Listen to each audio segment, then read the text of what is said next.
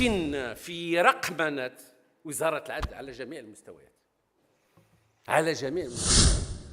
مشاو لواحد النقابة المحامين هزوا جابوا القضيه ديال اللائحه ديال القضاة. انا ما عنديش لوائح القضاة. المنصه الخبراء ديال وزاره العدل، المنصه غادي ندير واحد المنصه المحامين ديال وزاره العدل، وغادي نحميوها 24 ساعه على 24 ساعه نراقبوها.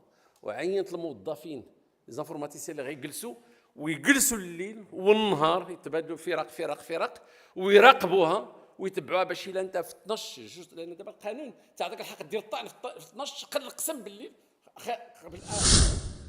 ديال المحاكم 70%، الا ما قلت 80% مجازين في القانون. كيجتهدوا في الرقمنه، كتحطي الاورديناتور كيبقى يضرب معاه داق داق داق واحد النهار كيتعلم. اش كيتعلم يدخل يصيفط سيتو. دابا هاد 3 سنين دخلنا غير لي زانفورماتيسيان ولي زادجوان تكنيك.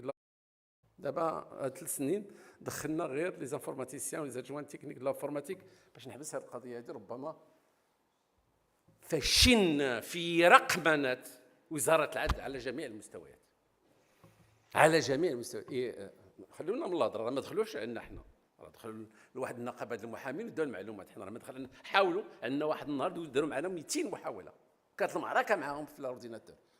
عندنا واحد ولاد الناس ولاد الشعب زانفورماتيسيان خدامين معنا في الوزاره واقفين ومجندين بالليل وبالنهار. الحرب نايضه مع هذوك الناس اللي كيديروا الاختراقات وفشلوا. مشاو لواحد النقابه ديال المحامين هزوا جابوا القضيه ديال اللائحه ديال القضاة. انا ما عنديش لوائح القضاة.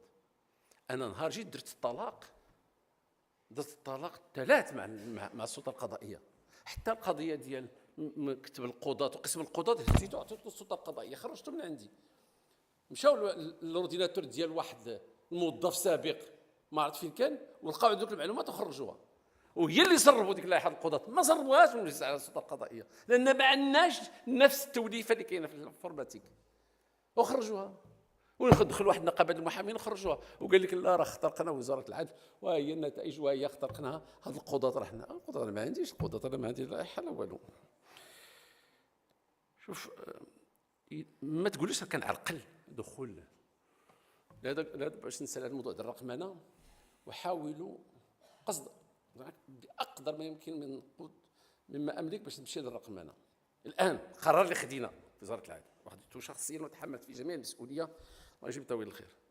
جميع لي بلاتفورم، جميع المنصات التي لها ارتباط بوزاره العدل ستدخل الى وزاره العدل وسنراقبها في وزاره العدل وسنحميها في وزاره العدل.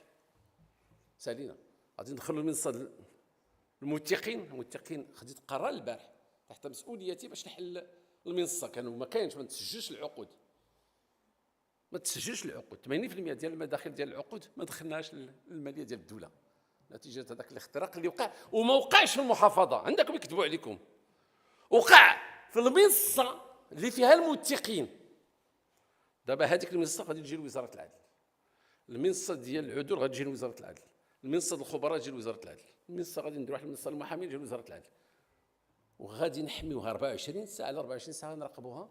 وعينت الموظفين ليزانفورماتيسيان اللي غيجلسوا ويجلسوا الليل والنهار يتبادلوا فرق ويراقبوها ويتبعوها باش الا انت في 12 جوج، لان دابا القانون تعطيك الحق دير الطعن في 12 قل القسم بالليل قبل الاجل الاخير.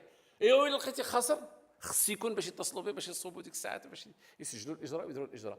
وعندنا هذه الامكانيه وعندنا هذيك فين نديروهم، ونديروها في الدار البيضاء وغادي نديروا فيهم جميع المستويات باش نشتغلوا فيهم. بغيت نقول لكم دابا عندنا 2 الحلول، انتم جاوبوا فيها. اما يتحلوا المحاكم كاع اللي عنده شي دعوه يدير يديه في جيبه ويجي للمحكمه ويدير دعوه ويبقى يمطط فيها.